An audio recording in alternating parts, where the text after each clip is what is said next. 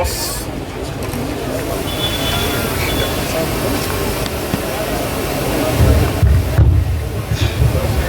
Excellences, Monsieur le ministre de l'Entrepreneuriat, petites et moyennes entreprises, Messieurs les directeurs généraux des entreprises publiques du secteur de l'entrepreneuriat, Messieurs les recteurs de l'Université de Gouma, honorables députés, Mesdames et Messieurs les membres du corps académique, scientifique et administratif, Messieurs les étudiants, chers camarades, Mesdames et Messieurs, distingués invités, Son Excellence, Monsieur le Gouverneur, le lieutenant général Constant Dumas, tenait personnellement à être présent pendant cette manifestation, vu l'importance qu'il accorde en l'entrepreneuriat.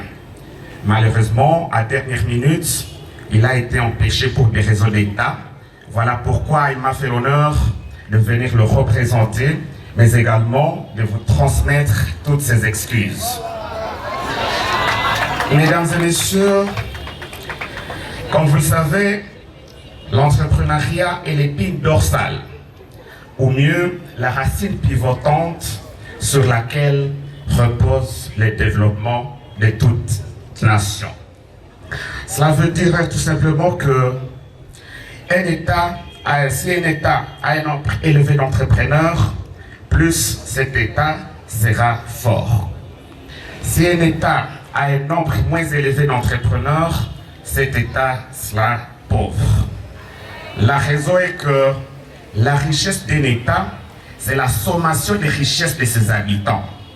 Si un État a des habitants pauvres, cet État est voué à la pauvreté.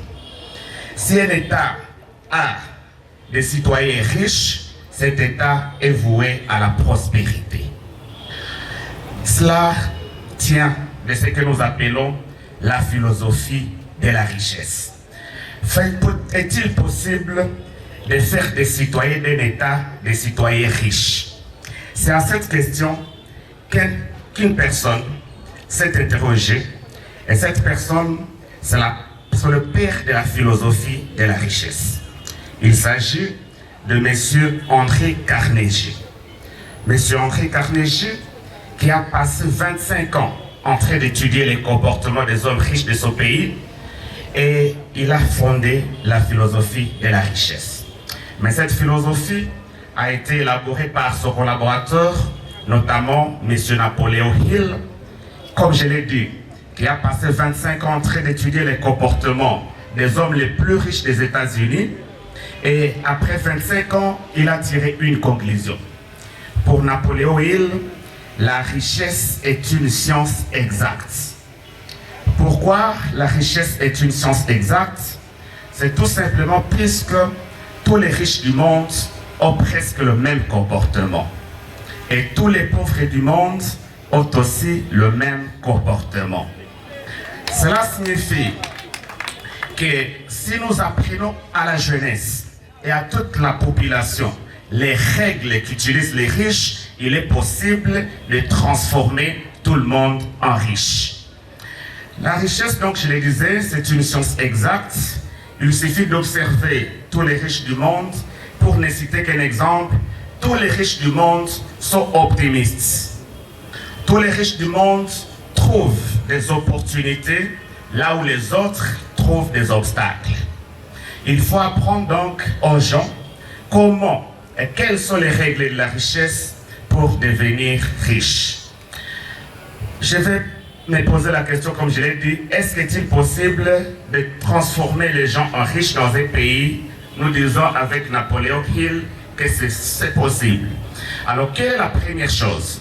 Si on veut transformer les habitants de la RDC en hommes riches, la première des choses, c'est de faire ce que nous appelons le reformatage mental.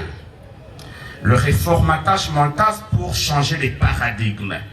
Le paradigme d'aujourd'hui consiste à dire nous devons tous aller à l'école, avoir de beaux emplois, avoir des salaires et puis vivre bien. Cela doit changer. Plutôt, nous devons apprendre à entreprendre. C'est la solution, c'est la clé fondamentale pour mutualiser nos intelligences en vue de transformer nos potentialités en richesse réelle. La deuxième chose, c'est l'éducation financière. Quels que soient les domaines dans lesquels nous sommes, politique, agriculture ou autre, nous devons avoir l'éducation financière.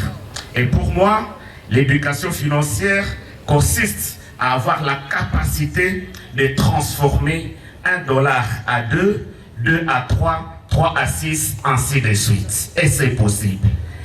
On ne peut devenir que ce que l'on a appris. Si on veut être médecin, on apprend la médecine. Si on veut être avocat, on apprend le droit. Et si on veut être riche, on apprend la richesse.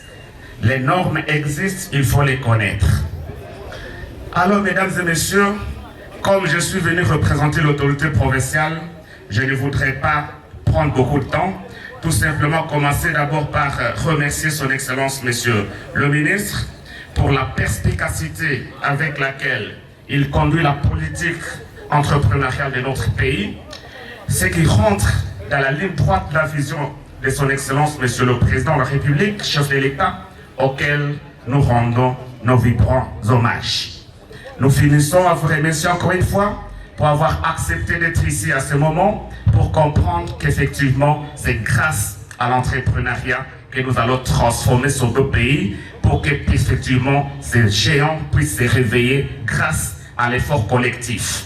Et nous devons aussi souligner qu'un auteur nous a dit que l'imagination est plus importante que la connaissance.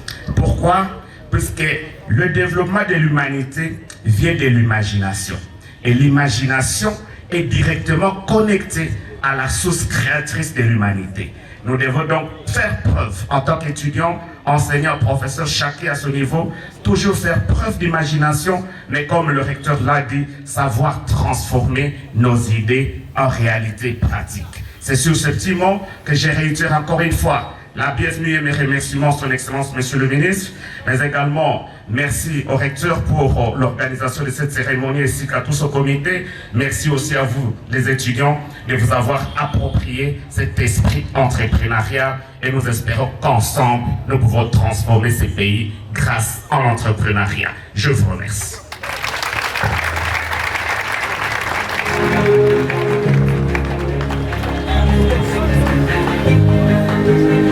Merci beaucoup, Monsieur le représentant du gouvernement de la province du Nord Kivu. Excellence, Monsieur le ministre, nous sommes arrivés à la partie de la présentation des différents panélistes. J'invite les co-modérateurs de cette cérémonie pour la partie panel. Merci.